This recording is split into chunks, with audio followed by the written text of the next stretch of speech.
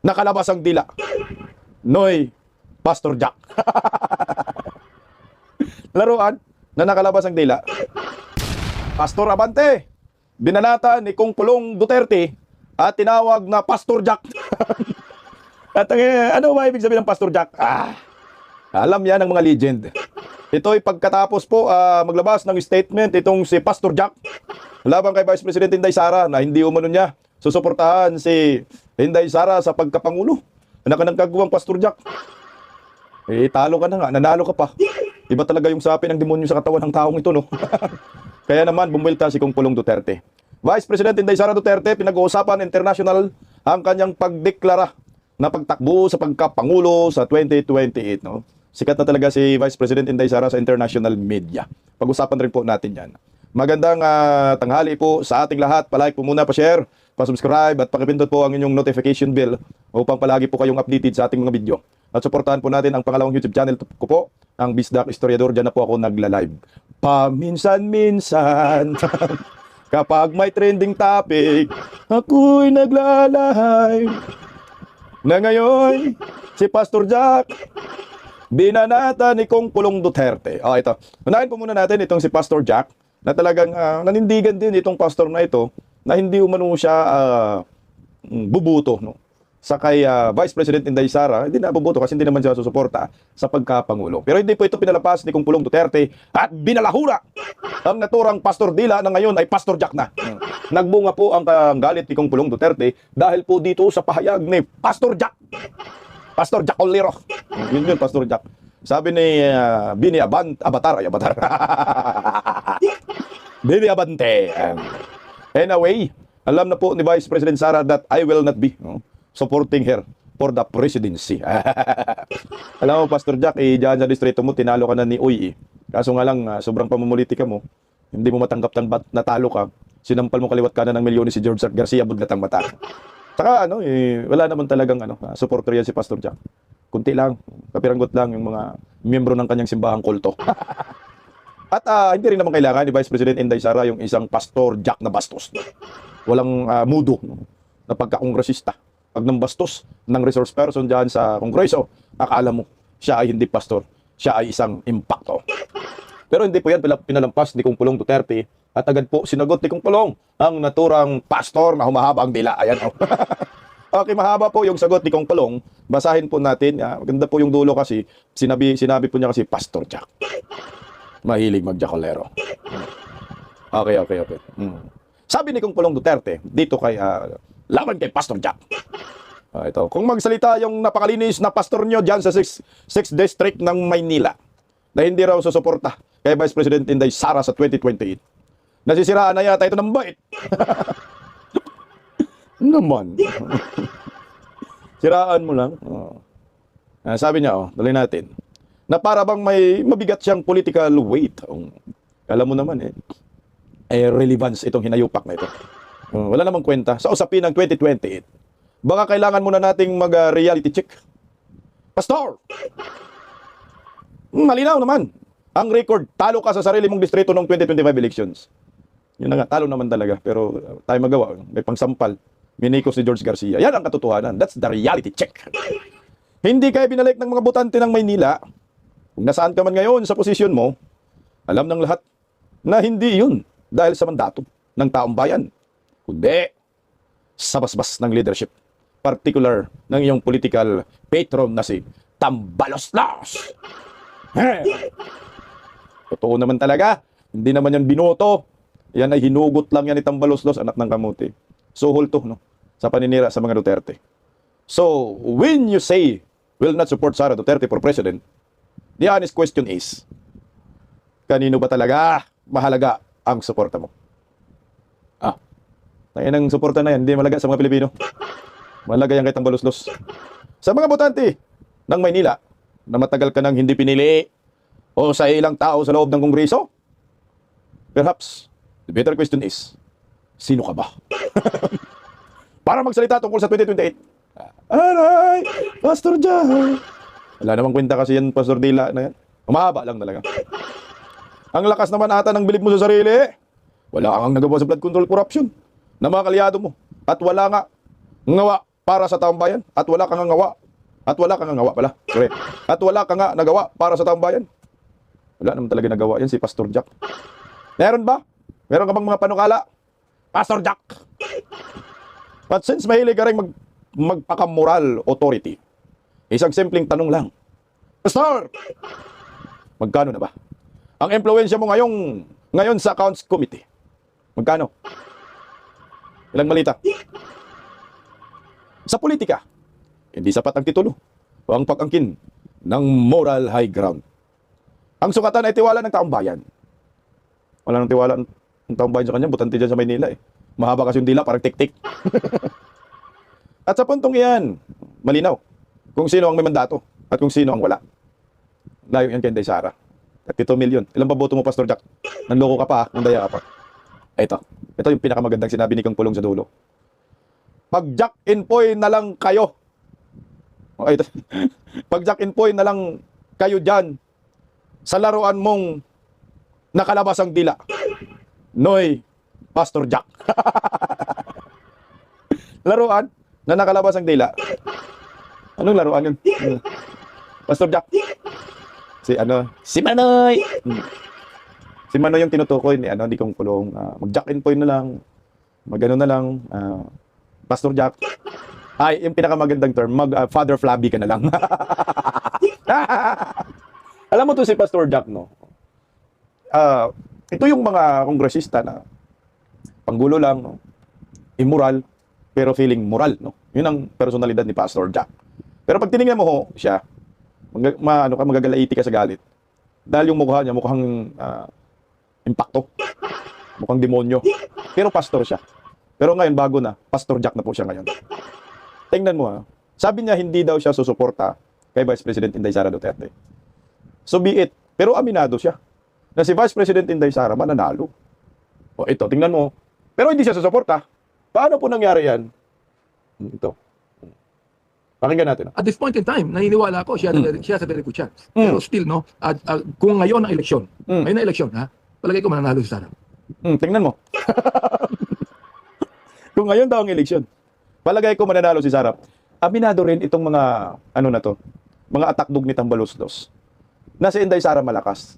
Na si Inday Sara ay mananalo talaga. Wala ang kalaban si Inday Sara, sa totoo lang. Kaya kayong mga kongresista dyan, sa kongreso, yung political career po ninyo, masisira talaga yan. Sira na nga yung political career mo, Pastor Jack, nakarang eleksyon, nandaya ka lang. Talo ka na, anak ng kaguwang, nanalo ka pa. Di ba nakakahiya sa isang distrito, Pastor Jack, na umupo ka pero hindi ka binoto ng taong bayan? Nanalo ka dahil kay Bangag, dahil kay Tambaluslos, dahil kay George Garcia. Yan ang isang nakakahiya. Tapos hanggang ngayon, wala ka pang nagawa. Kaya Pastor Jack ka talaga. Tingnan mo ha. Itong si Pastor Jack na nagsasabing hindi siya susuporta kay Vice President Inday Sara, pero aminado siya na mananalo si Vice President Inday Sara sa pagkapangulo kung ngayon ang eleksyon. So ito aminado na napakalakas talaga si Inday Sara. Kaya nga, merong isang abogado na nagsasabi na ang mga kongresista diyan sa kongreso, pag pumirma po kayo ng impeachment laban kay Inday Sara, panigurado, masisira ang karir mo dahil yan ay parang warning Inday na, sige, pag kayo ay pumirma na ma-impeach ako dyan sa kongreso, pag naging presidente ako, pagtakbo ko sa 2028, mananagot kayo, sisirain ko yung karira ninyo sa politika.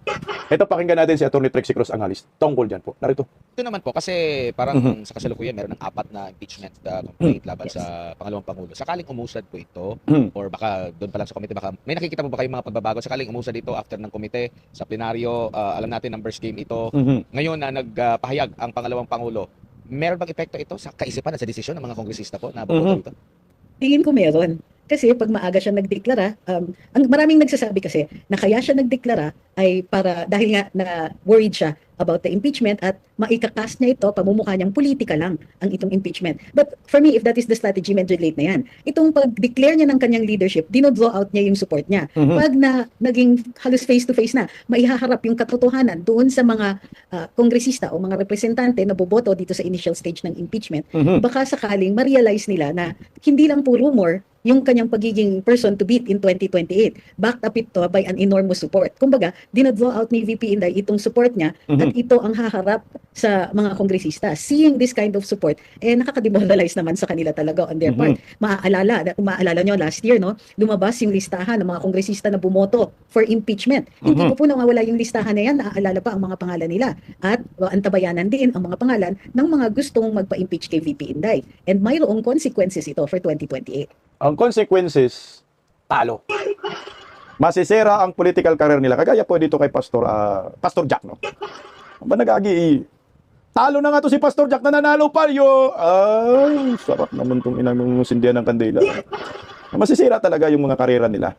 Lahat ng pumerma, tsaka hindi ko po pwedeng palampasin ito ng mga butante. Kasi kunyari ako, butante ako, no, sa isang lugar.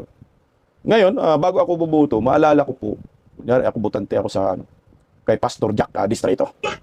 Anak ng kamuti, si Pastor Jack, tumatakbo na naman, mandaya na naman ito. Bastos to, na pastor ito. Ay, ikis na agad sa akin. Pumirma ito na ma-impeach si Inday Sara, ikis na agad sa akin. Yan ang magiging resulta niyan. Wake up call sa mga kongresista na dandahan kayo. Sige, pumirma kayo. Sisirain ko karera ho ninyo. Yan ang maliwanag, June. Dahil ang pinag-uusapan natin ngayon, sa totoo lang, hindi na presidente ang pinag-uusapan natin sa 2028 kung sino ang mananalo. May presidente na po tayo eh. Ang pinagtatalunan na lang natin ngayon, ang vice-presidente, kung sino ang mananalo. Na kahit magsanib pwersa nga, lahat ng dilawan, pingkawan, komunista, hindi pa rin enough na matalo nila si Inday Sara. Dahil ang pwersa ni Inday Sara, andyan pa rin. Malakas, pinagtutulungan nila eh. Winawasak eh, pinipindown eh, hindi naman nawasak. Kaya nga yung pagdeklara ni Vice President Inday Sara sa pagkapangulong, umabot po sa international media. Ay, ganun katindi. At pinag-uusapan na. Nagtrending buong mundo pala yung pagdeklara ni Vice President Inday Sara sa pagkapangulo. Bukod pa riyan, legit pala ho, na nung nagdeklara si Inday, gumanda yung stock market. Bakit tumaas ang stock market? Dahil siguro nagiging positibo ang naging resulta ng pagdeklara ni Inday Sara, ng declaration niya, kaya tumaas yung stock market. Nagustuhan ng mga negosyante na si Vice President Inday Sara ay nagdeklara at maging Pangulo sa 2028 presidential election. Kaya napag-usapan po international din si Inday. Kagaya po itong Al Jazeera English, Philippine versus Sara Duterte, Philippine VP Sara Duterte announce run for president in 2028. Ayun. Tingnan mo ganong kasikat si Inday Sara. At bukod pa riyan, meron pa ho talagang international media na pinag-uusapan nila si Inday Sara. Ayan, ito. Di ko alam ano ba to, Europe ba to? O parting basta international. Ito pakinggan natin ang pinag-uusapan nila. Sarah, let's start with you. 2 years to the election, as a reporter, Chris Gilbert told us. But what do we know about Sarah Duterte? Well, look, Sarah Duterte, Leanne, is from this political dynasty, as you heard reported there. So her father was the former president, Roberto Duterte, and Sarah herself, when she announced that she was running for president in the 2028 election, so a couple of years away, she made note of the fact that she had really taken account of that political history, if you like, and thought about what it meant, what her responsibility was. And she says she feels that she does have a responsibility to run. She's come out against the current president. She said that you've seen this widening gap between them. That's come about because there have been corruption charges that were brought against Sarah Duterte.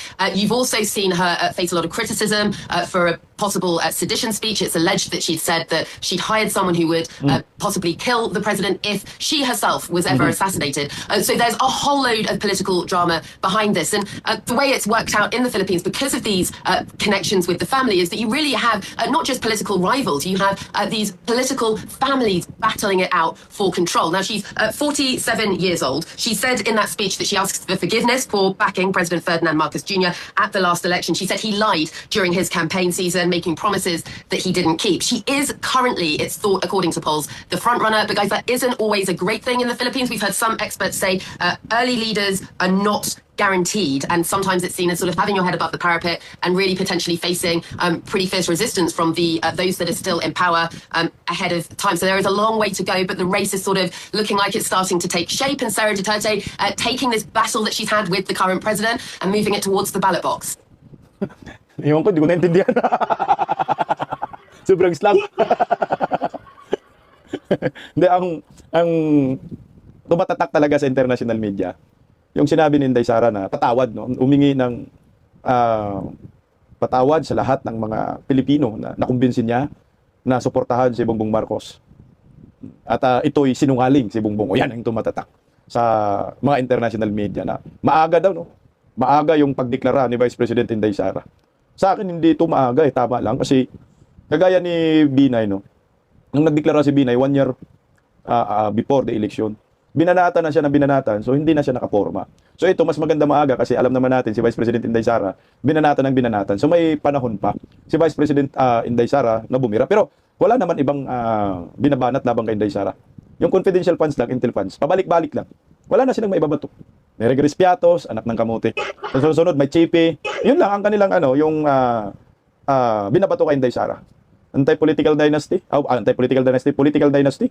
Lahat naman may political dynasty sa ating bansa. Hindi mo maiwasan dito na lang ako sa mga Duterte. Kung alam natin maganda naman ang kanilang liderato, ang political will nila, dito ako. Kaysa naman sa mga Marcos puro ghost projects po. Blood control kinakawat, no? At saka nakarating din pala sa international media yung sinasabi ni Inday Sara na pag ginurgura ko ninyo, ipapagurgur ko rin kayo. Nakarating din, no? So pag tiningnan nyo ho, si Vice President Inday Sara, talagang yung kanyang tawag yan, yung popularidad niya, hindi lang pang lokal, kundi pang international din. So nakuha, no, ng international media itong pagiging popular ni Vice President Inday Sara sa ating bansa. Napansin nila ho ito.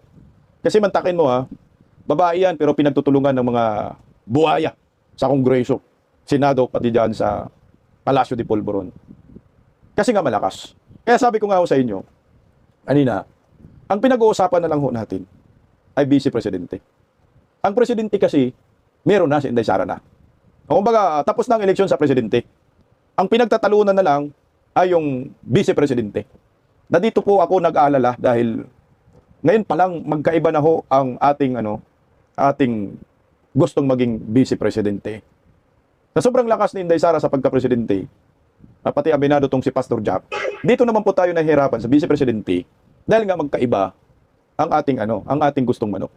Mantakin mo kagabi, nai-content po natin na si Inday Sara pinag-aagawan. Ito literal talaga to na pinag-aagawan. Merong Duterte Marcos na sa tingin ko hindi na po ito mangyayari. Para sa akin. Masasaktan kami dahil pag Duterte Marcos. Meron ding Duterte Cayetano, Dukay 2.0, merong Duterte Marcolita, yung Partido Reforma, meron ding Duterte Padilla, no? Meron ding Duterte Aquino. Na niribat na rin ni Bam Aquino, hindi ako tatakbo sa pagka-Vice Presidente. Ngayon, meron bago. Duterte Magalong, anak ng kamote. Alam mo, meron pang isa. Mas matindi. Duterte Robredo. Ang gala. At meron ding Duterte Go, no? Maraming At ito matindi, si Pastor Jack. Alam mo, si Pastor Jack na nawagan din siya. Duterte Bundok. Ito, pakinggan natin si Pastor Jack. Anak ka ng kagwang talaga, Pastor Jack. Ito ba yun? Ito, pakinggan natin. Hindi ko alam I heard what Attorney Jimmy Bondoc said that ang gusto niya maging running mate ng ni Vice President is Robin Padilla. Bakit hindi na lang si Jimmy Bondoc? Siya nag-a-announce palagi, no? Tingnan mo. Pastor Jack! Gusto niya pala si Duterte Bundok. Ay, patay na, pero hindi ka puputo kay Inday Sara, hindi ka susuporta, pero sumisigaw ka ng Duterte Bundok. Ang galing talaga ni Pastor Jack. So nagkagulo na. Labo-labo na talaga. Isipin mo, yung nagdeklara na hindi ako susuporta kay Inday Sara, siya ang nagsabing mananalo si Inday Sara talaga. Malakas si Inday Sara pag ngayon ang eleksyon, siya ang mananalo talaga. Tapos nagbigay pa siya. Puntangin na Pastor Jack, walang kwenta. Nagsuggest pa siya ng running mate. Wag daw Padilla, Jamie Bundok na lang. Alam mo itong mga hinayopak talaga, nag-panic mood na talaga sila, no? Hindi na nila alam kung sino pambato. Kasi nasira na po yung pambato nila. No? Una pa lang kasi, binibuild na nila yung pambato nila. Akap dito, AX doon, tupad dito, tupad doon. No? Binibuild nila. May PI pa silang nalalaman, pirma-pirma pa. Meron pa silang bagong Pilipinas Karaban, namimigay ng 5,000. 5 kilong bigas yan. Yung pala, nangurakot sa flood control. Si Kim Jong-un ng Pinas, na amon nilang, Peking Panginoon, sinabi ni Kong Pulong, yun yung nasira. Matakin mo yung survey, point lang 0.01. Hindi nakaka 1% itong si Tambaloslos. Nawasak pa ang pangarap. Kaya yung sinasabi ni Inday Sara na ambisyosong Tambaloslos, tumpak na tumpak talaga yun. Yan ang isa sa mga nakikita ko. Kaya ngayon nalilito sila. Sino yung mga tapat kay Inday Sara? So ngayon, ito yung matindi. Leni Robredo at saka si Bongbong Marcos ay magkikita no ngayong Sabado pala bukas, sa Sabado bukas. Oh, Sabado. Para pag-uusapan yung kanilang unit team. Pinklawan Dilawan magsasama daw. Kasama mga loyalistang tanga. Para lang daw matalo si Inday Sara. Pero ang tandem daw, Leni Robredo at Tulfok. Kaso si Tulfok, ayaw na daw niya tumakbo. Kasi hindi daw niya kaya si Inday Sara. So may pangarap din si Erwin Tulfok pala na magiging vice presidente. Ito daw yung tandem Ano sana. mga magagaling dyan, mga pwede maging vice ni VP Lenny. Siguro pag wala nang tao sa mundo, ako na lang at saka si Madam Lenny at saka papayag. Pero for now, ang dami dyan, ang dami siguro makikita. Opinion lang po yun ng political. Mapasalamat po sa political analyst, pero that's his opinion. Pero no po, we're tired, my family is tired na yung mga banat, mga akusasyon, investigasyon. Nakita nyo naman, 2025, katahiwat kanan hanggang sa nanalo na po ako, dinidemanda pa ako, pinapaimbestigahan. So no. Paano hindi ka didemanda? Hindi ka nga Pilipino eh. Hindi nga, ikaw kasi si Sylvester Eritz Gonzales. Eritz Sylvester ka nga. Amerikano ka, di ba? Talagang ididemanda ka. Hindi ka Pilipino. Yan ang mahirap sa inyo. Tinakwil mo ang Pilipino, bumalik ka pa. So, hala na. So, yung Robredo, Ropo. Tandem sana nila, hindi na matutuloy. So, si Leni Robredo na talaga yung kanilang pambato sa pagka-pangulo. So ngayon, meron na rin silang hinahanap na vice-presidente. Tapos putangin na baka si Ngiwim, no? Kasi ayaw naman ni Erwin Tulfo.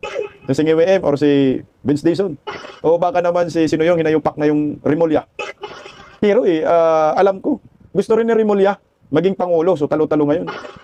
Walang bababa. Ito, iwan natin kung ano pong resulta sa pagharap nila ni BBM at ni Leni Robredo. Pero tandaan po ninyo, kahit sino po yung ilalaban ninyo kay Inday Sara, kahit limasin nyo pa yung Kaban ng Bayan, ubusin nyo pa, matatalo pa rin po kayo. Kung sila may Leni Robredo at saka BBM, pero ito nagulat ako sa isang abogado, Bilhika. Pwede daw. Duterte Robredo. Paano mangyayari yun? Naging vice-presidente naman na si Robredo, hindi na pwedeng tatakbo yun. Pero anyway, pakinggan natin siya. Bakit Duterte Robredo? Ako kahit sino po rin sa tatlo, I think will be a good teammate with VP Sara, Bongo, Robin Padilla, Marcoleta, kahit si Amy, although I think merong mga grupo na medyo nagre-repel sa Duterte Marcos na naman. Huwag mo nang ipilit kasi yung Aimee, anak ng kagwang Marcos yan, Bilhika. Di ba kayo natututo? Ganun di pa rin kayo nadala. Gusto pa talaga ninyo, may pangalawa pa si Inday Sara, ma-impeach, naging presidente.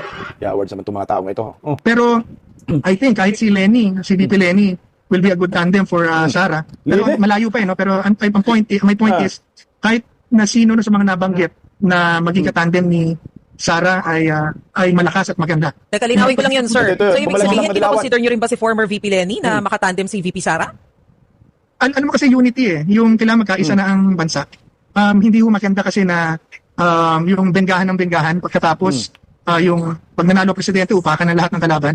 I think ang ating bansa, of course, ang hope ko talaga itulak yung parliamentary system at federalism para talaga magkaroon ng peace, unity, at equity ang bansa para mayroong lahat represented, hindi tayo winner takes all na presidential. Pero kung hindi natin makakamit yun sa panahong ito, I hope sa panahon ni Vice President Sara, pag siya pong nanalo, itulak natin to, getting someone na hindi naman, yung kahit nasa ibang partido, pero alam mo na yung maayos ang utak, maayos ang isip, hindi bengga yung trabaho at serbisyo. Maayos ang utak, inutang nga si Leni. Yung 1 kilong bigas, kaunti na lang daw. Ang tindi ng mat niya, matinik eh. Hindi ako sangayon dito sa kay Bilhika, Leni Robredo. Inumin talaga. Pwede pa siguro, Bongo, ayan, Robin Padilla, Marcolita, Cayetano. Pero Leni Robredo at saka itong Marcos, Aimee, putang, mapamura ko dyan. At saka ang mga pinklawan, hindi rin papayag na vice-presidente si Leni, nanggaling na dyan, tapos babalik mo uli. Malabong-malabo yun. Kasi ang mga pinklawan nga gustong presidente si Leni. Kaya nga hindi makaporma si sino yun? Yung Tibayros eh. Dahil kung gusto ng mga pinklawan dilawan si Leni Robredo. At ang gusto nilang vice-presidente si Bongbong Marcos. Yun yung unit team. Pero iwan ko kung anong mangyayari ngayon. Kapayag ba si Leni Robredo? Kasi siyempre pangakuha si Leni Robredo ng lahat-lahat na ibibigay yan. Sasabihin ni Bongbong Marcos, name it! O anong gusto mo ibibigay natin? Gusto mo yung alkansya ko? Kahadihero? Offshore account? Ibibigay ko. Kung gusto mo yung gintong ninakaw namin sa Bangko Sentral? Ibibigay ko. Para lamang yung magiging Pangulo sa 2028 ay kaalyado nila at sinusuportahan nila. Para hindi sila madadali.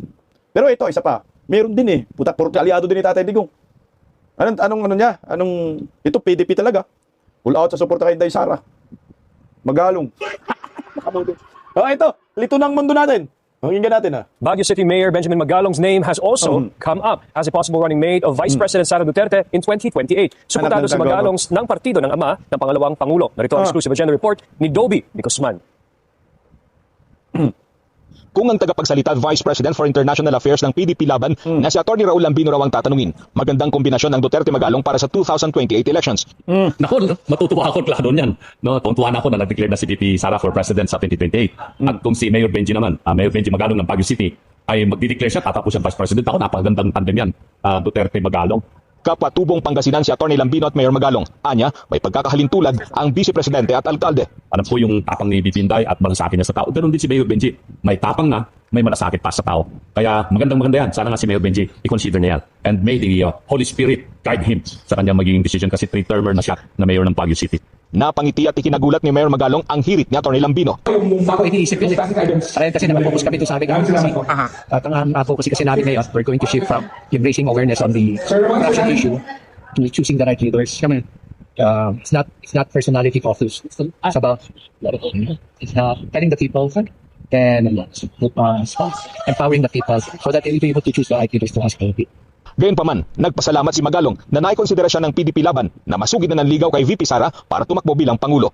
Naniniwala si Atty. Lambino na sure win na si VP Sara kaya lagi umanong tinitibag ng mga kritiko.